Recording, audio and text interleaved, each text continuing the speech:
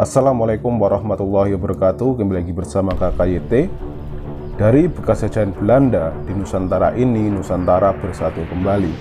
Mungkin jikalau Indonesia tidak ada penjajahan, kerajaan-kerajaan di Nusantara ini akan menjadi negara-negara sendiri sesuai wilayah kerajaan tersebut.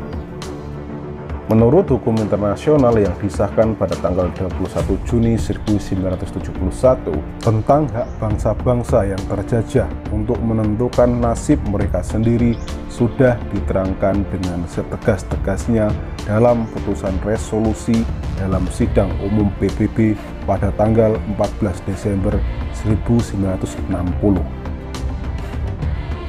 Pada masa kejayaan kerajaan Majapahit yang dipimpin Raja Hayam Wuruk yang merupakan putra dari Ratu Tribhuwana Tunggadewi pada tahun 1328 sampai 1350 Masehi, pelebaran kekuasaan sudah dimulai sejak pemerintahan ibunya, yaitu menyerang Bali yang dipimpin oleh Mahapatih Gajah Mada dan Minangkabau, yaitu Arya Wangsadiraja Adihyatawarman. Penghancuran tersebut dilakukan karena pemimpin yang berkuasa di Bali, Sri Asta Asura Ratna Bumi Banten, bertingkah laku jahat dan menyimpang sesuai hatinya sendiri.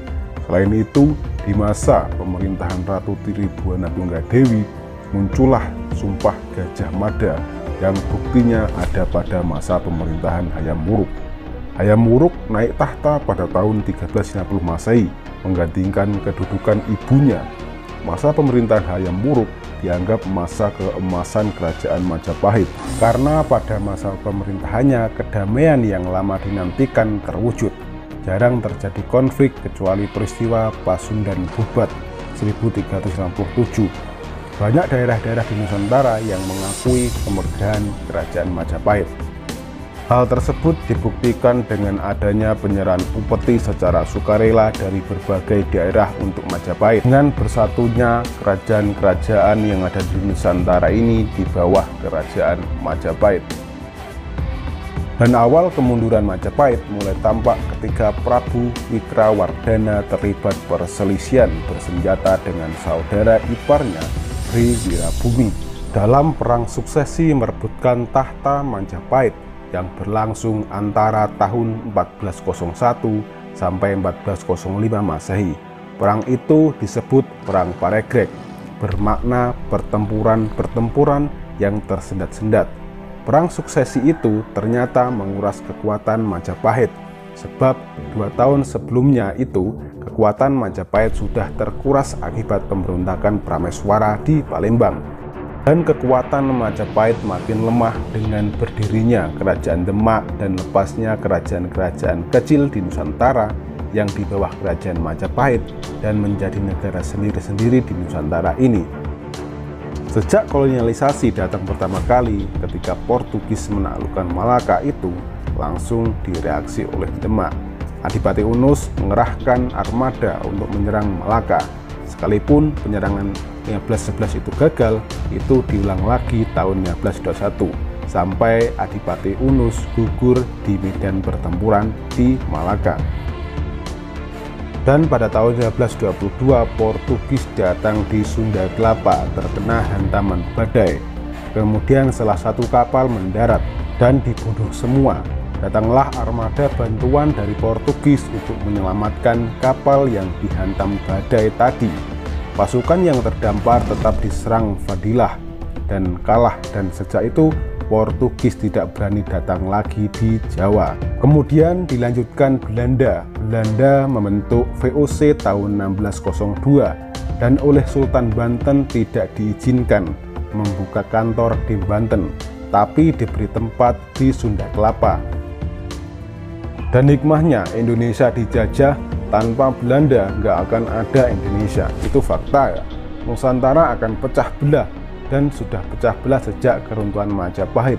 Jadi beberapa negara kerajaan kecil di Nusantara ini.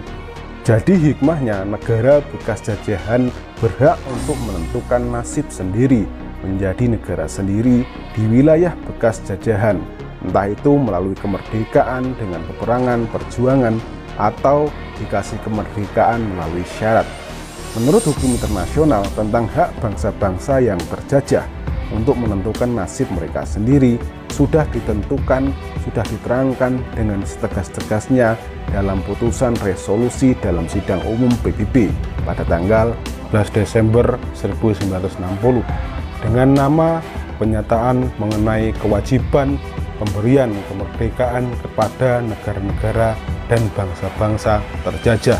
Kedudukan hukum dan resolusi ini sudah diresmikan oleh Mahkamah Internasional pada tanggal 21 Juni 1971. Indonesia merdeka bertanggal 17 Agustus 1945 melalui perlawanan terhadap penjajah di berbagai wilayah Indonesia dengan pertumpahan darah untuk kemerdekaan. Jadi Indonesia merdeka bukan digratisi atau dikasih cuma-cuma Belanda, tapi melalui perlawanan zaman dulu untuk menentang para penjajah, dan sampailah Indonesia merdeka pada tanggal 17 Agustus 1945. Ya, bisa dikatakan berkat Belanda menjajah dan bekas jajahan harus merdeka menentukan nasib sendiri, bersatulah kembali Nusantara dari bekas jajahan Belanda menjadi negara Kesatuan Republik Indonesia. Assalamualaikum warahmatullahi wabarakatuh.